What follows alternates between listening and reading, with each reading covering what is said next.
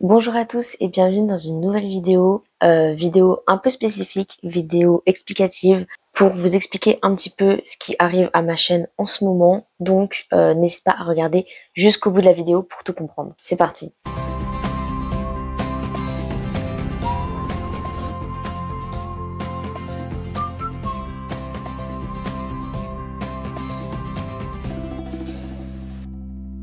J'aimerais revenir sur ce qui m'arrive en ce moment, surtout vis-à-vis de ma chaîne YouTube, puisque j'ai sorti il y a récemment la troisième partie de mes vlogs déménagement et je vais vérifier ça. Mais en gros, la vidéo que j'avais sortie avant celle-là, c'était il y a plus d'un mois, alors que d'habitude, je sortais vraiment une vidéo par semaine tous les dimanches. Et j'aimerais expliquer le pourquoi j'ai un peu disparu comme ça et surtout pourquoi est-ce que je vais disparaître. C'est un peu cette partie-là qui est surtout importante. En gros, ce qui s'est passé, c'est que déjà, initialement, quand j'ai ouvert ma chaîne YouTube, c'était pour raconter mon Erasmus en Finlande. Et des fois que ce soit pas évident, je suis rentrée en France cet été du coup. Et du coup, forcément, c'était un peu étrange pour moi de continuer à proposer du contenu qui resterait intéressant quand en fait toute ma chaîne tournait autour de la Finlande et de mon Erasmus et quand tu rentres tu sais plus trop quoi faire, donc j'ai essayé de trouver d'autres choses mais ça n'a pas été fameux puisque en fait je suis juste revenue avec mes vidéos de déménagement, les haul back to school, un haul back to school et ensuite mes vidéos sur mon voyage en Suisse. Et en fait ces dernières vidéos que j'ai sorties, quand on regarde les statistiques, elles sont extrêmement pourries par rapport à ce que j'avais l'habitude de faire. Bon, j'avais pas des statistiques incroyables, mais je veux dire, quand je vois que ma première vidéo sur la Suisse, elle a fait moins de 100 vues, en fait, ça fait un peu mal au cœur, j'avoue, parce que même si l'Erasmus était le thème principal de ma chaîne, en fait, j'ai cherché un peu à étendre ma chaîne sur des chaînes voyage, à raconter un peu mon quotidien en tant qu'étudiante, et de raconter tous mes projets, pour l'avenir au niveau scolarité, au niveau de mes voyages, au niveau de ma vie, tout ça en fait, que la vie continue. Et quand je vois que ce type de vidéo ne fonctionne pas, je me dis à quoi bon continuer ma chaîne finalement. Et ça a mis vraiment un gros coup au moral parce que en fait derrière chaque vidéo il y a pas mal de temps de tournage, il y a des heures de montage, il y a beaucoup de travail et du coup voir que ça fonctionne pas ou en tout cas aussi mal, ça fait mal, franchement ça fait très très mal et du coup ça m'a mis vraiment un coup au moral. Et ensuite quand on continue sur la lancée du moral, forcément j'ai eu un peu cette dépression post-Erasmus dont on ne parle pas assez je pense. Faudrait que j'en fasse une vidéo d'ailleurs.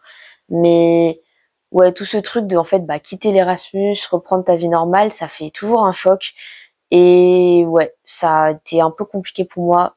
Je pense que même à l'heure d'aujourd'hui, je suis pas encore à 100% remise de cette espèce de dépression qu'on a en revenant d'une aussi grosse aventure en fait. Mais si on met tout ça de côté, ensuite on pop à Lille, là où j'ai emménagé du coup au courant septembre.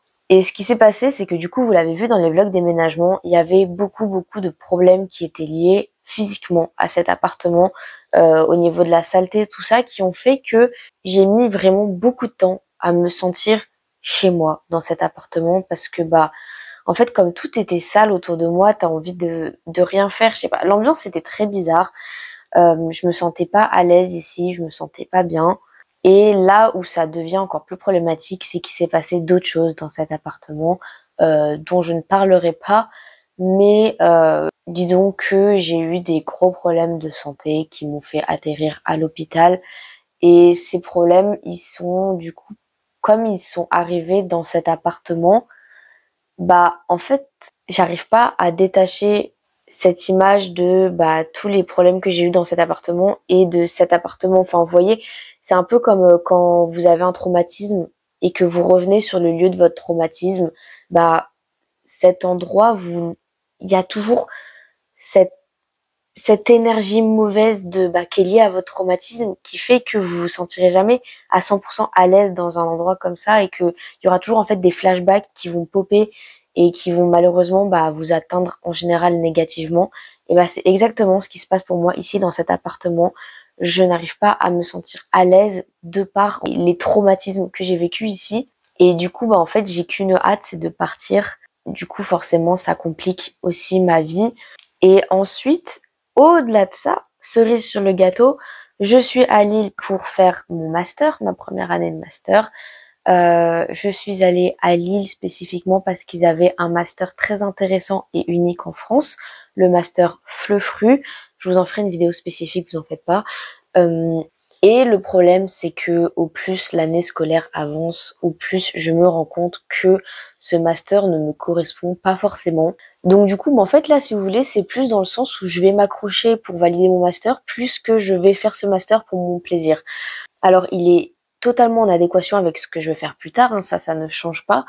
Mais pour autant, il a des spécificités qui font que j'ai un peu le syndrome de l'imposteur dans ce master. J'ai l'impression qu'il y a beaucoup d'autres gens qui sont beaucoup plus motivés que moi et qui dans la classe, et du coup je me dis que derrière, en fait j'ai peut-être volé la place de quelqu'un qui était beaucoup plus motivé que moi, ou en tout cas pour qui le master aurait été encore plus intéressant.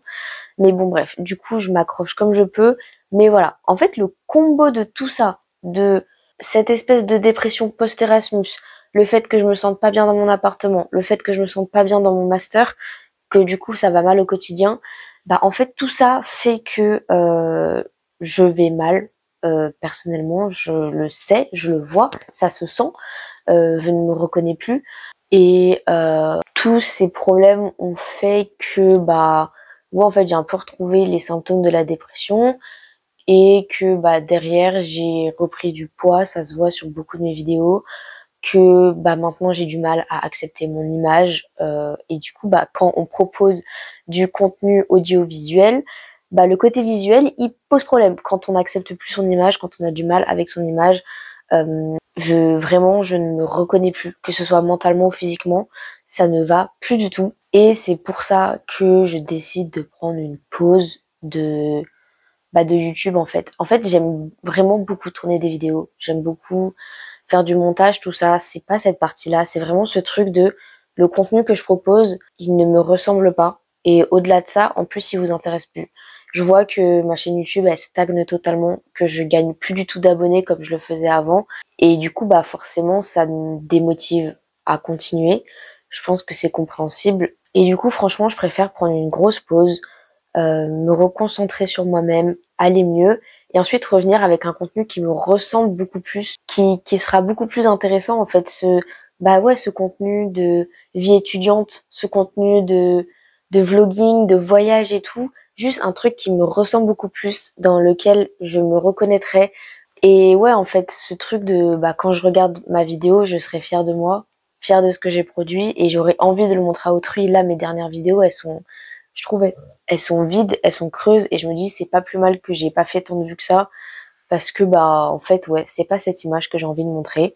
Donc voilà, je sais pas combien de personnes verront cette vidéo, je sais pas combien de personnes s'intéresseront à ce que je suis en train de raconter, mais ça me paraissait important quand même de le dire, parce que j'ai des personnes qui me suivent depuis longtemps, qui sont un peu toujours là derrière, dans les commentaires, tout ça, et que j'aimerais beaucoup remercier. Vraiment, les commentaires positifs, ça fait toujours plaisir, parce que n'oubliez pas que, oui, là, vous me connaissez derrière un écran, mais je suis aussi une personne réelle, qui a une vie et des sentiments, et que, ouais, en fait, les retours négatifs comme positifs, ça m'impactera toujours, donc positivement ou négativement.